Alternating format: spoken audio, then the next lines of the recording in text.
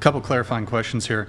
You cited to Scandinavian countries. Yeah. Would you say that these women who are there's a greater representation of women in the government? Are they typically white? I don't think it matters, but Why would it not matter? because I don't think race matters with power. But yeah, gender does. A lot of Scandinavian countries are predominantly But so white. I'm just curious, why are you saying these countries are better because there's more women in power? Why wouldn't you just make that claim about it's better because of white women? Because I think even Africa or Somalia would do better with a black woman leader than the leader they have currently. Okay, so going back to your claim about misandry, can you again explain to me, when you say you're a misandrist, what does that mean?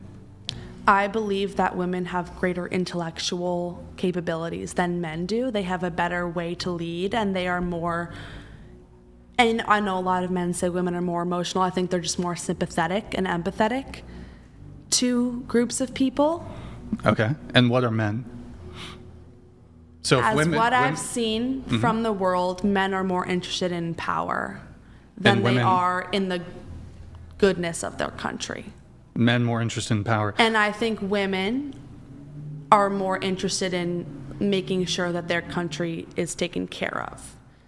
And that could be wrong. I'd love for a man to prove me wrong. And some men have proven me wrong in certain countries. However, in the vast majority of like the biggest countries, it's been scary to see only men in power saying that women can't be in power because of their emotions, where men make all the emotional destructive decisions. What are some of those? War. What if I told you that if there was a study, for example, and there is, that they did an analysis of female monarchs, female queens. Okay. And they actually found that the female queens, in hold on, when? you got to let me finish. 1600s? I don't recall the specific date range, but monarchs, right? So they found that female queens were much more likely to wage war than kings. So this would seem to indicate there's perhaps a greater propensity for violence actually in women. Well, one story I know of is one of the queens of France created a war against, I think it was Spain or Italy or something, because her husband created unfair decisions between those two. I think it was like the queen of something Medici or something like that. I forget her full name. I can't speak Italian or The whatever. Medicis? Yeah. So I the know Italians, one okay. queen. I know one queen did wage war before her husband because her husband died in war, and she wanted to restore peace. And I know war is a big thing, but if you look at the history of the world, way more wars have been started by men, and it's kind of an unfair study to say more women have started wars than I would look men at per when capita. you look at but per capita per when, because women were often controlled by men's decisions. Even if they were queen, they were told what to do. Just to be clear, the queen was told what to do? Yes. So both kings and queens have counselors, but they're never told what to do. Yeah. They have ultimate Were power. you there? Were you there? No, but Well, how would you? I've Then heard how would many you be able to make the claim? Because how would that, it's just clear that How is the it women just who are clear? in power were not actually in power because of stories they've told, stories we've heard of different men telling them, like, by the way, you should do this, because just because you're queen doesn't mean you have political knowledge passed down from you from generations. Multiple queens were sold to kings to just be there. Wait, hold on. So just to be clear, okay. So you have the queen who's married to the king who's in power. But which queen are you talking about? Hold on. So the monarchy can pass down through hereditary lines. It's always to the son, though. Right, but if there is no son, it goes to the daughter. Right, and we've seen Empire. We've seen this all throughout history. If you look at England, for example, where? there are plenty of queens. When? You mean the one that was in power, like the one that just died? Yeah, the queen. Yeah, the queen. Yeah. Yeah, and then there was Queen. I'm not an expert in the monarchies of England and Britain, but I believe was it Queen Victoria, Queen Elizabeth. So the Queen of England. Yeah, the Queen of England. So there's been plenty of queens who, it wasn't just thrust upon them through marriage. They became the queen through hereditary lines. But a majority of queens come through marriage lines because yes. even if you're the eldest daughter, the castle, the royalty line goes to the oldest son. But if there is no eldest son or the son dies, then yes, well, the then queen. they kept trying for a son as much as they could. Yeah, sure. And Sometimes. they would teach the queen, you have to start a war. You have to do these things that a man Who? would do. The count? Who? I don't know. If all women were involved in being like not just one queen, there wouldn't be any wars. There's still wars because all the other men are out there trying to fight. So if it was all women queens, Well, I feel like they there's wouldn't no way to have that. actually prove it because you'd have to go back in time and change the course of history. What But do you mean? I believe that if women were in charge for most of the world, there'd be way less war than there is today. So, but what you think that, but that's just an assertion. Okay. What's the argument for why that would be? Because we've only had wars really attacked and chosen by men in this current day and age. There's been plenty, again, Name one. historically, I don't have live recall for like a specific war that some queen in the 16th century started. Exactly. Okay. Argentina, Thatcher, Margaret. And you got to speak into the mic. Please. Margaret Thatcher, Argentina. She started the war. Margaret Thatcher. Margaret Thatcher started the war, taking the Malvina Islands from Argentina. I'm Argentina. I know that part of the story. She was a woman, and she motivated, and she started a war. Not to be against you, but it just came to my mind. Of course. There's what many the women. war was started for? Excuse me? Do you know what the war was started for? For the islands, the Malvinas Islands, the islands that are right next to Argentina. England took them. And Margaret Thatcher was- did. She was the first minister of England. Okay. And I was back there. It was in 1982. I was a junior, and there was a war, and in my country was in war because of Margaret Thatcher. I have a second one, Christina Kirchner. She brought the most violence in Argentina in the history of Argentina.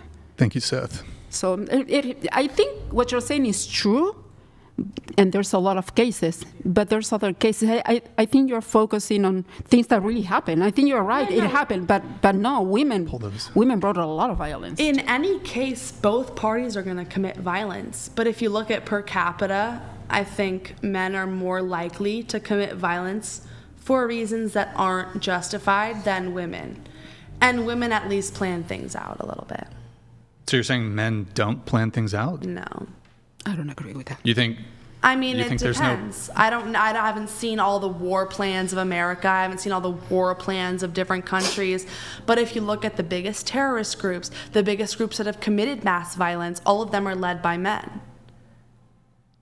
And if you look at the groups that have been led by women, they're much more peaceful per capita. No, it's just fundamentally not true. Again, they've done analysis How? per capita. If they've looked at female leaders historically, they were just as, if not more likely to start wars than men. But when? Why would that matter? Because a lot of women in early years were completely controlled by men, even if they were in power or not. Well, You don't typically, believe that? No, typically with monarchies, the monarch, especially historically, they had absolute power. But women aren't in the 16, 17, almost In even the- 1800s. Well, we're talking Women about who hundreds had years power, of time. exactly, you are too. Women who had power were raised and taught by only men, and a lot of their decisions were made by men. What do you mean their decisions were made by men? They were told what to do. They were told what is right. They were taught what is right by not women, not like open. You know how like in today's world, schools aren't fully allowed to teach religion if they're a public school and not like a Catholic school? Women who were born into royalty and who they knew they were going to have to be royalty for the rest of their lives were not taught by parties who were like, you know, they were taught by parties who were very much for one thing. Do you think you So- could maybe give an example? I'm sorry. Do you think you can give an example? Maybe. Marie Antoinette. She's one of my favorite examples. Marie Antoinette was beheaded because she said, quote unquote, let them eat cake, even though she never said that. She was taken from Austria when she was very young and moved to France. She barely even spoke the language. She was married to one of the kings. And then when the king went under, everyone blamed her for being a bad person and for not caring about the poor when she genuinely had no real clue what was going on.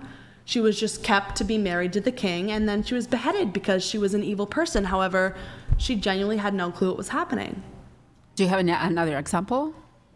I'm not completely caught up on English kings and queens, but I've The reason why been to Europe and I've heard lots of stories of different queens that have just, even if they had their own mind and even if it's documented that they had their own ideas, you have to understand that at that time, every woman's life was controlled by men. Their father's word was the word of God. They had no clue what was wrong and what was right. And so them believing that whatever a man said, like, let's do war, let's do this, let's whatever, they thought it was correct because that was the only thing they were being told. It's very sad, and a lot of women had their own ability to. Do you want to push think back? things, You seem like you want to push back. I got to get up. Go ahead. I'm not sure entirely about this, but I'm pretty sure in the 1900s, maybe 1800s, in England, I think it was for the right to vote, they burned a lot of factories down. Do you think they were led by men to do that? No, I think they were fighting for their rights. By burning down factories? The factories they were forced to work in for no money? Yeah. You gotta rage when you're like gotta- trying to protest and stuff like that. You can't be nice. But Well, earlier you said that women in leadership roles don't commit violence. I didn't say that. I said they're less likely in a to. misogynistic world where everyone is violent, women are going to be violent inherently. They're going to become violent because of the societal, projection of everyone else. What's your question? Just, do you think women? Well, earlier you said that women in leadership roles commit violence or don't commit violence. And I was just giving you an example of them committing violence. I don't consider that as big of a violent act as what men in government have created. It's not a genocide. It's not some sort of giant war. It's them saying what we're going through is completely unfair. You're making us work in factories for $0. You're abusing us. You're abusing us, and we're over it. And we want equal rights.